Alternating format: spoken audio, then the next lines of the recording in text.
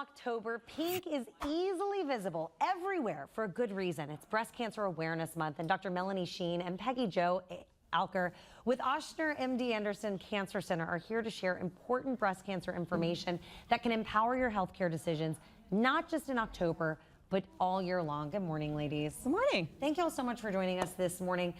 What are some tips? I mean, we always hear folks telling us, get your checkups, do your, get your mammogram, make sure you're doing your individual checks and things like that. What do you say to women who's like, I don't really know. I don't know how to do that or how to make that appointment and things like that. Where do we start? Yeah, so breast cancer is the most common cancer diagnosis among women after skin cancers. And 1 in 8 women are at risk of breast cancer if they have no family history or no increased risk. It's 1 in 8 women. Now that also means that 7 out of 8 women won't get breast cancer, but that's a high enough statistic that we do recommend women start to get cancer screenings if they're at average risk starting at age 40. Okay, so that's when you need to go and make that mammogram appointment with your OBGYN?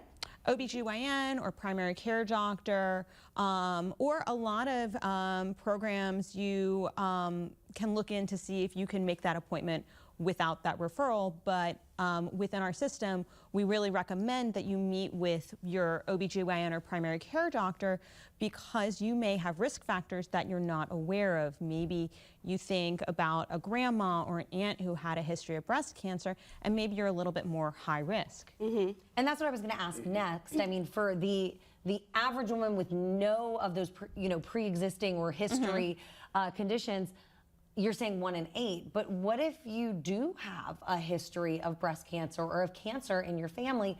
Then when should you be getting checked? Well, it depends. So we look at, there are several risk factors when it comes to breast cancer. Some are modifiable, some are not. Most common one is female age, of course, or female gender, sorry, increasing age. About 60% of breast cancers occur in women over the age of 55. Hormonal history can play a part, early menarche, menopausal status, breast density. So our breasts are made of fibrous and glandular and fatty tissue, and so when we go for that mammogram, the radiologist is able to tell a woman what category her breast density may be. There's 4 categories. There's entirely fatty, there's average, heterogeneously dense, and extremely dense. And the latter 2 is when we tell women you have some dense breast tissue. So that's when we get into the high risk. And that's a risk factor. It can be a risk factor, yes. All right, so if folks find themselves high risk or not high risk and they just want to take care of themselves, what are some things they can do at home?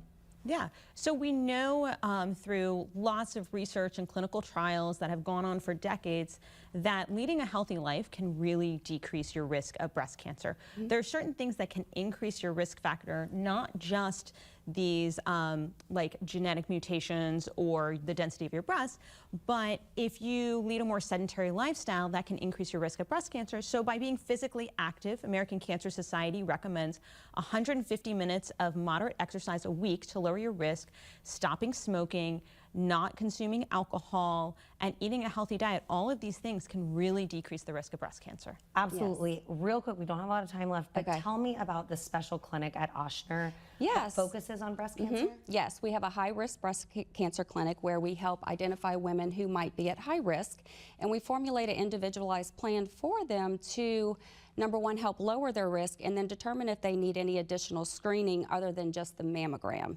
So like an IV MRI or an IV contrast mammogram, that we're able to look through that dense tissue a bit better than just the mammogram alone. Awesome. So making kind of those personalized plans for people. Yes. Reducing the anxiety and making sure everybody's coming back for those important Yes. We have weight management, we have nutrition, we have genetics, we have a menopausal clinic, we have several resources that we can plug women into to help them lower their risk. And that's all here locally. Thank y'all so much for joining us. I really appreciate it. Thanks for having us. All right, coming up.